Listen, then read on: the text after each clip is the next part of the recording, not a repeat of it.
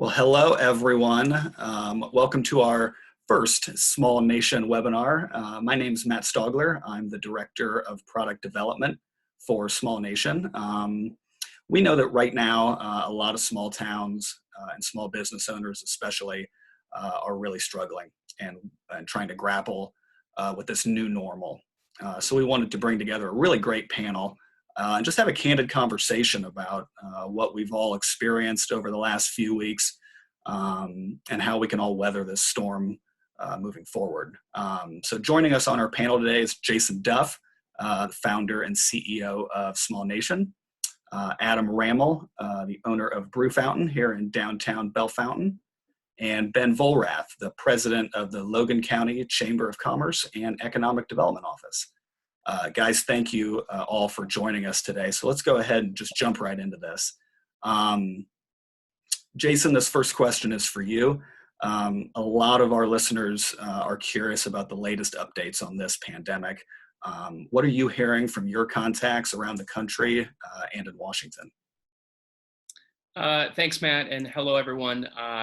Obviously, the last 5 or 6 days have been 18-hour days. Literally hour by hour, we're getting new news and new information and new problems to solve. And I'm not alone in these feelings. I know everyone that's serving on the panel today is working through this new news and these new challenges. But I think that, just as of today, we know from the CDC that there are over 7,000 cases of the virus and around 97 deaths. Those numbers are also kind of trickling down to looking at what's happening here in Ohio. We know that the virus is here and the virus has been spreading. And of course, there's been updates from the governor and also from the president. There's probably, I know many of us are tuning in to look at those daily briefings, hearing the fact that new businesses and new industries are being mandated to close. Of course, amongst the Small Nation family of small towns all across the country, it started with the restaurants. Ohio has kind of been, through the governor's actions, the leader in taking these proactive steps to flatten the curve. And so we saw the schools, universities close, the public schools, then it was bars and restaurants. And of course, that has been expanded now to gyms, hair salons, a number of other businesses and industries that are impacted. As those closures happen, it's forced us to get creative. And I think what is very heartening and exciting about this very, very difficult situation is that there's a lot of innovation happening right now. And I'm excited to talk more and hear more from the panel about those specific strategies and ideas. But I also will say is that I think there's a lot of questions that people are grappling from is, how am I going to keep my business open? Am I allowed to keep my business open? And then, what do I do? I have employees to pay. I've got, payroll. I have credit card debt. I mean, all those kinds of things. And we're seeing there are some government programs and subsidies that are coming out that we can talk more about as well, both from the federal government and the state.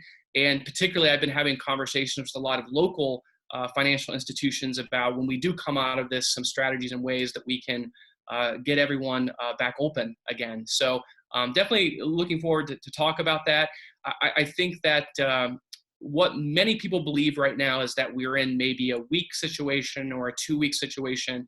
And I think, having with the folks that I'm speaking to, we really need to start reframing that to being months.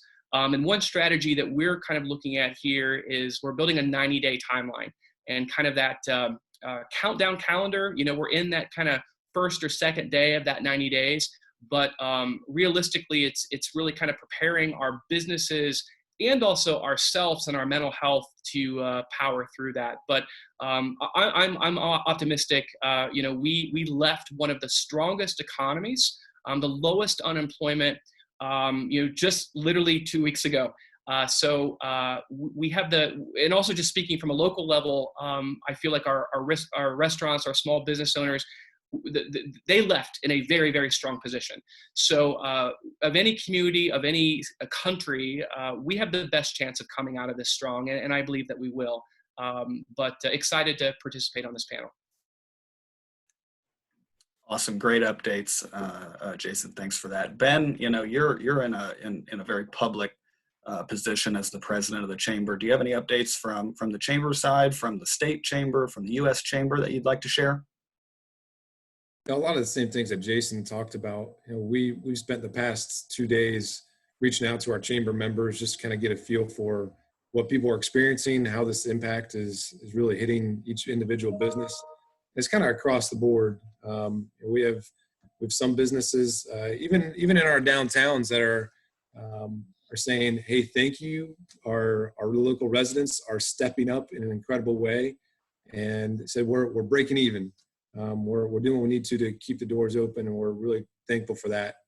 So thank you to everyone that stepped up in that way. Our manufacturers, it's again kind of a different story from depending on what they're doing. With Honda, Toyota, the big three taking a break for a week. All of our local suppliers are feeling that. It hasn't trickled down all the way to kind of that tier 2, tier 3 supplier just yet. But we believe it or not, we actually have a fairly diverse economy here.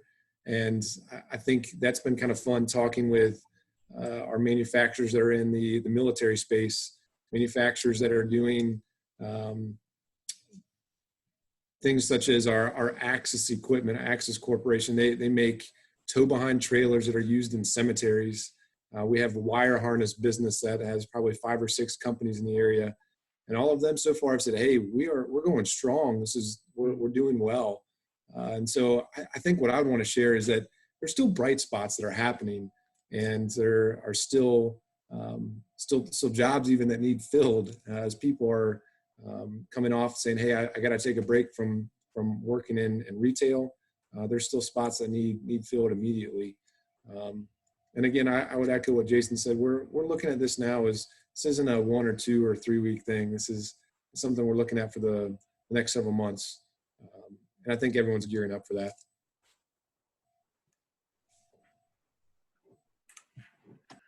Adam, you're the owner of Brew Fountain, a small business here in Bellefontaine. It's been voted the #1 beer bar in Ohio. What are ways you've been working on your business during this pandemic?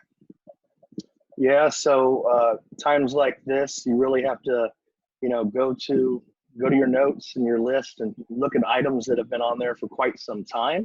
One of the things I've been wanting to implement for quite a while, which makes a lot of sense to do, in this pandemic, is online ordering. We successfully got that launched.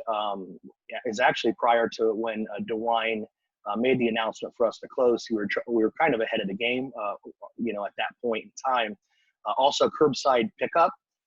So customers, can, if they are, don't want to come inside, they can just pull up and we will bring, the food out to them. We can also do growlers to go.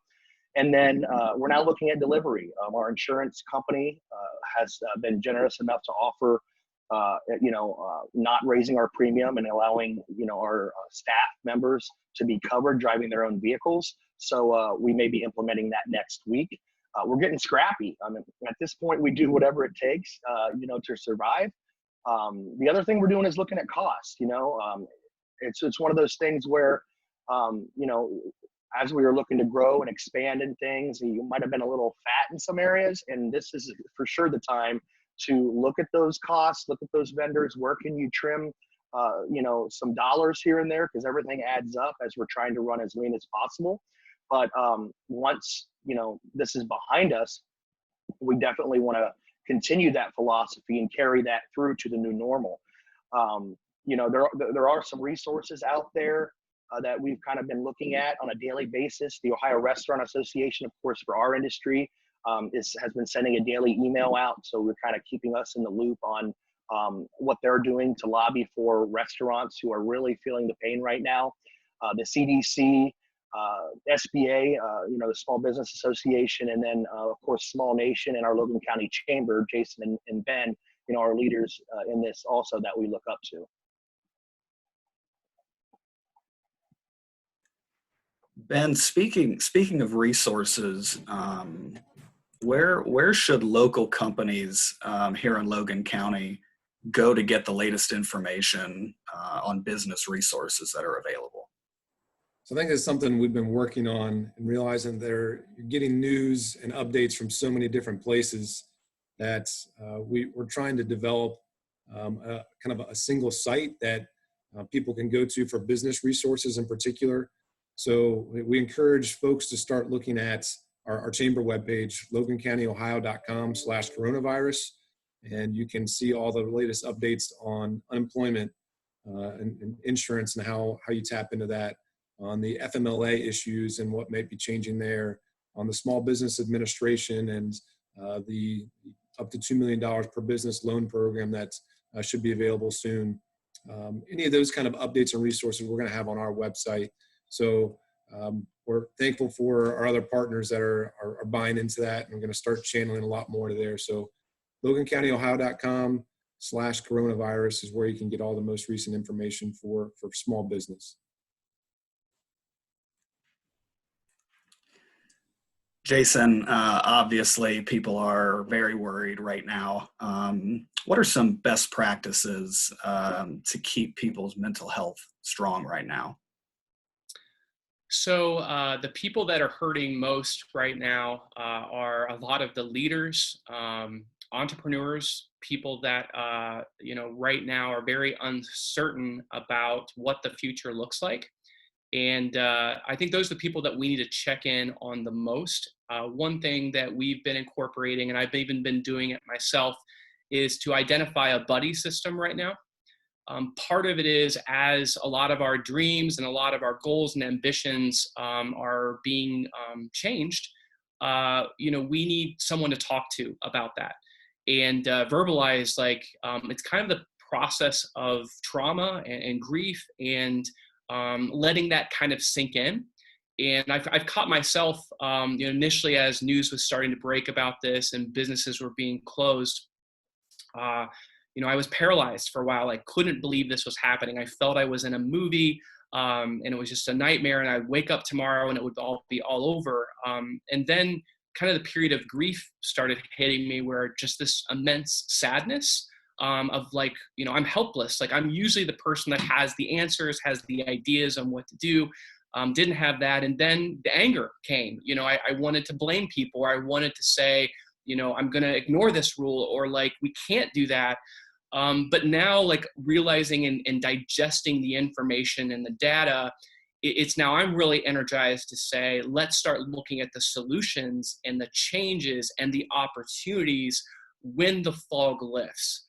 And that is probably, like I said, we've set this 90-day calendar where between now and then in that 90 days, we're going to be working to really make our companies, our tenants, our businesses, and our community stronger. And it is, there's going to be difficult news. I think that's the other thing, is that we have to prepare ourselves and get strong to understand. And it's difficult words for me to say this, but people are going to die. And potentially we will know people that are going to be impacted by this illness. And if you look at the research, this virus is here now. It is around us. Now, most people, and most of the people that we know and love and care about, the likelihood of them getting very, very seriously sick is extremely small. And we have to look at there are the costs related to the healthcare system and overwhelming the healthcare system. But there also are other risks of much larger consequences of mental health and suicide and heart attacks that we face with the decision of shutting down the economy. And I think we're going to hear more of our leaders talk about that, because equally that is just as important to our nation and our peoples and our community. And so I'm going to say you're going to have to be brave. We're going to have to be smart, it's making smart decisions. But part of what makes us Americans is that we have our rights and we value our rights, and we're going to have to reconcile those two things. And you'll hear me and other leaders talk about that more. We're going to try to bring in some more thought leaders and interviews around those particular topics. But in terms of best practices, Adam shared a lot of what Brew Fountain is doing, and I know so many other small businesses in the area are finding creative ways and solutions to make money, to innovate, and prepare for a lot of people working from home or being in their homes where they're not going to be out and about as much. Just to share a few of those ideas, I saw last week Mandy Osterfeld from the Fun Company was one of the first to start sharing that she was getting shipments of toys and puzzles and games and even frogs, like live frogs that you can take home and enjoy with your families and your friends and celebrate those moments. And she's designed, whether it's social media, images that show like the pack of how easy it is to go in and shop and experience that personal shopping experience. Again, practicing social distancing, being smart about things, but that's one example. Another example that I just saw today, and it's going viral right now in our town, is make your own pizza kits from 600 downtown. And this idea was generated by Brittany and her kitchen team. They were very, very afraid because the orders were a little slow today. And she sat down, created the menu for you to be able to take your dough and all your ingredients in a very safe to-go box, take it home and celebrate and do that with your family. And these innovative ideas are going to keep churning out of our businesses. And the ones that are allowed to stay open and are safe to stay open. We may also see some businesses temporarily put things on pause. And it's very important that we use the word pause versus close, because while at times you may feel there's no hope or like the news just keeps getting more and more dark, here's what I'm here to tell you is that we are all working 18-hour days because we're not going to give up. And we're going to help continue to figure out solving these significant problems in our small businesses, in our small towns. And small towns have the best opportunity to recover even faster because we're used to things, being difficult, being challenging, being hard. But, through all of this, and there's going to be more negative, prepare for it, prepare for it. But keeping your mental health, find a buddy, be willing to communicate and share and being vulnerable with people that you love and care about. But just know you're not alone.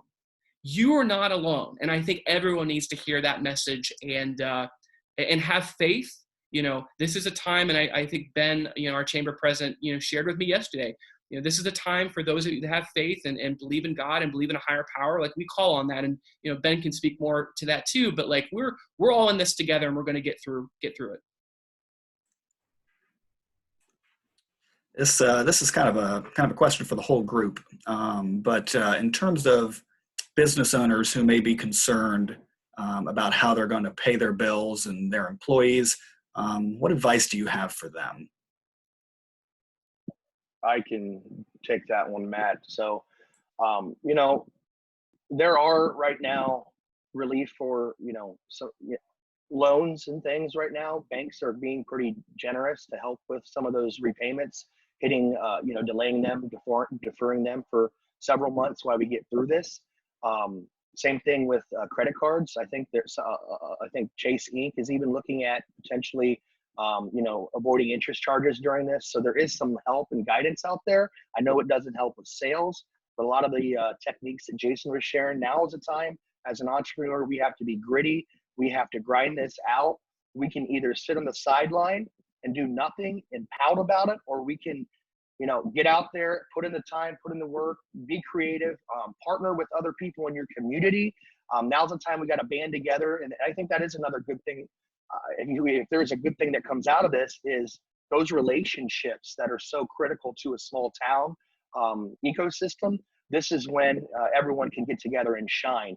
In my business, being a bar and restaurant, the state did have a liquor buyback program. So for any bars and restaurants out there that may have stocked up on liquor for St. Patrick's Day that they weren't able to, of course, open their doors for, the state will buy any liquors back that they have purchased within the last 30 days. So if you're a restaurant or bar, that might be something you want to look into if you've not already done so. I did notice, this is hot off the press, but the SBA did just list Ohio and all the counties on the SBA website like 10 minutes before this call for their loans. I think it's a 5 to 7 year term at 3.75%. low interest loans, or even looking at a line of credit. But with the SBA, personally, I am going to be applying for that. Now's a time when, of course, cash flow is everything. And we have had to lay some, employees off that are currently on unemployment. But we want to do whatever it takes to limit that and, to weather this storm. The other thing is the Ohio Restaurant Association is lobbying for the staff. Our staff would not get reduced benefits. They would actually get 100% of their pay, even for tipped employees. This, of course, has to, go through the system, but this is something that they think could be a reality for our restaurant workers. And then ultimately, as Jason mentioned, hitting pause, it is a reality. It's hour by hour at this point. Have your CPAs run a break-even analysis, see what you've got, see what kind of overhead you have. Look at it, again, day to day. What are your sales look like? Because it may make sense for you to take a temporary pause, so you're not actually, spending more money just by being open. That would be a few things that I can think of right now. And just a comment to add with what Adam said, if you're going to take a pause, that doesn't mean that you completely just turn everything off. Now, I understand we need to protect our mental health, but this is really a time for you to get re-engaged, working on growing and fixing and improving your business. Imagine this could be the greatest time for your innovation, getting out that to-do list, getting your cleanup list organized. And then when we come out of this is what's neat with your friends and the people that you have that you're working with, your customers, communicating with your customers throughout this process. The reason why your customers do business with you is because they love and they care about the value that you create for them. And now more than ever, we need to be communicating with our customers to remind them how important they are to us and how difficult these decisions are. But when the lights come back on and we push play again, we need them. And I think, President Trump has been speaking in terms of the positive side, is that there's going to be a lot of pent-up demand. I mean, as people are at home, they're not vacationing, they're not traveling, they're not eating out. So when that fog lifts, we want to get our businesses, our communities in the best position to capture that opportunity. And just to kind of share, yesterday we were on a call, reviewing what was happening in the tourism industry right now. And there's a lot of dark stuff. I mean, you can turn on the news and see that Las Vegas is dark right now, and that most hotels and lodging around the country are empty. But here's some great things that's happening. Right now is one of the best times in the country to go buy or rent or have an RV. And what I can tell you about our region where I'm at, Indian Lake is less than 20 minutes away from where I'm speaking to you right now. And over 1 million visitors a year typically visit Indian Lake. And there are wonderful RV parks and places that are around that you can still practice social distancing, but have a great experience. And one of the things I think we need to continue to lobby our lawmakers on is to open our parks and public spaces back up, because we do want to be outside practicing those safe social distancing habits, but walking our dogs, enjoying nature. The weather is going to get better. And so there's industries that can still thrive and be successful right now while we're in the state that we're in. And just, one more comment, about the state of the economy. There's a good chance that our unemployment rate temporarily could get as high as 20%. Secretary Mnuchin has been mentioning that number, and I will share with you locally, because we're pretty dependent on manufacturing, that number could actually be much higher. What that means, and I think I was really excited to hear what Chamber President Ben Vorrath said, is that there's lots of other industries that need jobs right now. So this may be an opportunity for you to rethink your career, rethink about your skills and the type of training that you need for the new career that you want. Everyone right now is just changing this kind of psychic picture of what we had life would be, but it gives us an opportunity to really rethink, where do we want to take our business? Where do we want to take our life? Where do we want to really focus in this next phase of things that's important, because we've had this wake up experience?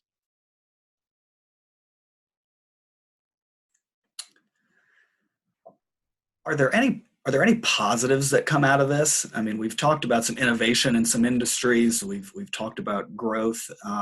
What are positives that could come out of this? I'll share So one thing to kick us off, if you don't mind. I see this as being a win in the long term, as again, we are heavy in the automotive sector here. And right now, some of the supply chain is actually being impacted. And I see this as an economic development win for us as we get back up and running. Some of those overseas companies are going to say, wow, I really need to be right next to where my end user is. So I think there could be some additional industry and jobs that come into the area as a result of that. So I'll start us off with that. I'm sure Adam and Jason have some other thoughts too. yeah, I was just going to mention, in any crisis there is opportunity. So this is the time, I mentioned, looking at ways to run lean, look at implementing things in your business you've had on that list for a while, get creative. Jason shared, several ideas on how you can get creative and just prepare for this new normal. So you can come out when this thing is behind us in 3 or 4 months, however long it takes, and hit the ground running. Again, you can sit on the sidelines or you can right now plan for what's ahead of you. One of our entrepreneur friends, Luke Henry, posted something on Facebook earlier today, and it really struck a chord with me. He said, win the moment in front of you right now. And that's so true. It's like, we're all in the same boat. This is out of our control. There's nothing we can do but prepare for when this is behind us. Prepare our systems, prepare our people, over communicate. That was a big one. I totally agree with that. Communicate with your customers, communicate with your staff. Everyone is in this kind of mode of what's going on, what's going to happen. So the more you can communicate with your customers, vendors, employees, the better you're going to be in the long run. Completely agree with that. Here's what I'm working on is I think when the fog lifts, one of the biggest challenges that every small business is facing is how do I get recapitalized? And I think this is not a Wall Street problem that's happening now. It's a Main Street problem. And so I think that while there's lots of talk, and I appreciate the work that the SBA is doing, I think, Adam and Matt and I can speak that we were on a call yesterday, just kind of learning about the process of these SBA loans. And one of the challenges with them is that it's going to take a lot of time. The government's doing everything they can to expedite that. But we've kind of shared with our legislators and people in the know that most small businesses have about 15 days of working capital. And we're already kind of into 10 days or less. So here's how my thinking is on this and how we're working to prepare for that is we've reached out to our community banking partners. And one thing about our region and many other small regions around the country is that community banks are the lifeblood. And those boards and those loan officers are people that live and work in the towns. And they understand that this is one of the greatest crises our country has ever had. But I was explaining to them that when I took a trip to Africa with an organization that was providing these small microloans to people that were some of the most impoverished people, but they had great ideas of starting businesses, it was amazing how successful that microfinance and that micro lending concept was working. We are taking those ideas and working really hard right now, building a funding mechanism for when small businesses need to be recapitalized, to rehire employees, to re-inventory or stock their freezers and coolers when they reopen their restaurant. So we have somewhat of a war chest to be able to do that. And I hope that in future webinars, we're going to be having more clear ideas about what that process will look like. And maybe even have some interviews with folks that are going to be some folks on the front line to get access to some of those local funds to get them restarted. So where my head is at is that once we can get capital committed and secured, it's going to be a great opportunity for those entrepreneurs, those businesses, those people that are ready, and even people that are ready to start their business for the first time that maybe lost their job and they're ready to take that step. like this is going to be just an insane amount of opportunity. We just have to get the capital and identify in the new economy what are the most important things that people will need or the experiences that they want to have. And again, we are in the war room. We call kind of our virus war room right now, working through some of these issues. But I'm pretty optimistic that we're going to get it figured out here in the next few weeks. I'll add one other thing as a positive I think is going to come from this. Right now, a lot of things are being stripped away from people. You're having jobs, you're having security, you're having bank accounts, you're having health, you're having interaction. A lot of these comforts that we're used to is being stripped away, and it's going to force people to look hard at themselves and decide where's my identity. What makes me who I am, and I just want people to realize that you're not the success of your business. People need to realize that they have value and worth and purpose aside from a career that maybe has been labeled or put on their business card. And so I think there's some foundational good that comes from this too, where when things are taken away and you're left with very little, you have to look to for me, it's looking to my faith and realizing I'm not Ben, the chamber president. I'm not Ben, the dad or the husband. At the core, I'm Ben, who's a child of God. And so people have intrinsic value. And I think there's going to be some good things that come from that, looking at who you are and what makes you tick. Well said.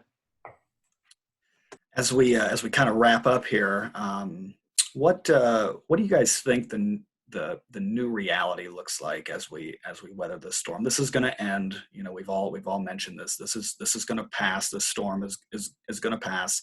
What does the world look like when this is all over? I'll just mention a couple quick things, and then I'm sure the other guys can comment. But for me, the economy, it's going to take several years for us to rebound from this. And so customer spending, we've been blessed to have an economy like none other, the past several years. But I think customer experience is going to be even more important than it ever was before, because you're really going to have to market yourself and differentiate yourself and deliver on those promises, because people are going to be more picky and choosy about where they spend those dollars. I think that's a great point, Adam. I also think that local tourism and those places that you can drive within driving distance of your home, I think they're going to benefit a lot more. I think while we hope that this the amount of the virus declines and that we all through herd immunity we're all going to get this virus at some point, but as we develop the immunity to it, it impacts our health less and less. So I think it's also getting a lot of training and knowledge out there about reducing the fear that we have to live life. There are risks in living life of going outside every day. So I think a lot of the industries that are able to create those day trip experiences, local types of travel and tourism, I think that's going to speak really well. The other thing is we're going to be using a lot more technology. And I think the big exciting thing is the bump of how many businesses, especially brick and mortars, are going to be using new and innovative ways to connect with their customers. And I also think that a number of small businesses will not be here anymore. And that's going to be just the harsh reality of it. But the ones that will be here and the new ones that will be starting, I think can even do even more amazing things. But this is going to be very hard. And I think that I'm hoping more and more leaders can kind of prepare everyone that we have to power through this. We will get through on the other side, but economically and just the way that we look will be different. But how many of you are so excited to get back to watching, college football again, or to be able to go to the high school musical, or to be able to, spend time enjoying events and concerts? I mean, I think for us craving that and wanting that, and then knowing that when the fog lifts, that we will have those opportunities again. That's going to be a huge boom for a lot of different industries. I think there's going to be sunshine. There's going to be blue skies and sunshine on the other end of this. That's what I'm looking forward to. On the beach at Indian Lake. Is that what you're saying, Ben? That's exactly right. Good answer. Well, I hope that, people want to congregate, people want to have events again, because, if it makes anyone, watching this feel better, there's nothing like creating an event center, in the middle of this crisis when there's no one having events at all. So we're going to get through this. I mean, I'm just saying, like, if we can get through this and get the construction done with this and position ourselves to capitalize on this. 100%. And just to kind of comment, like, Adam mentioned his events business and his restaurant, dining being closed down. I have watched everything that at Small Nation that we've been working hard to build for the last 15 years. As I go through my list of 50 or so tenants, there's only about 8 that are allowed to even legally be open anymore. And, yeah, like it's depressing, it's scary, it's hard. But, here's the thing I know is that I am in this with everyone else. It is not just one business or one industry. It is the entire system. So we're putting some things on pause, and then other things we are fast tracking them. And like Ben said, there are sunny and there are bright days ahead, but that does not mean bury your head right now, go and lock yourself in a hole. This is time we have to keep really, really focused on working very hard and working very smart. Jason, Adam, Ben, thank you so much for joining us on this webinar. We will get through this. Know that you're not alone. If you're out there watching, there are lots of other people going through the same things. And we're going to get through this together. We at Small Nation want to continue to be a resource for you. So please be sure to like our Facebook page. You'll see a lot of updates posted there. This week, we'll be rolling out our weekly e-newsletter that contains advice, tips, and best practices for your business on how to deal with this COVID-19 outbreak. Yeah, look at that. Look at that great shirt. Thank you. Again, this just shows the pride. Andrea from 4 Acre Clothing, her and Rodney dropped off these shirts, and just a really powerful message. This is the stuff, community is coming together, and it's just beginning. Like, we're going to continue to take things to a whole new level, but do the best for your neighbors and your friends, and it's people like this. Absolutely. So again, stay tuned. We're going to have more webinars just like this with whole panels of experts here on our Facebook page and on our website, smallnationstrong.com. Everyone, be safe. Thanks for joining us.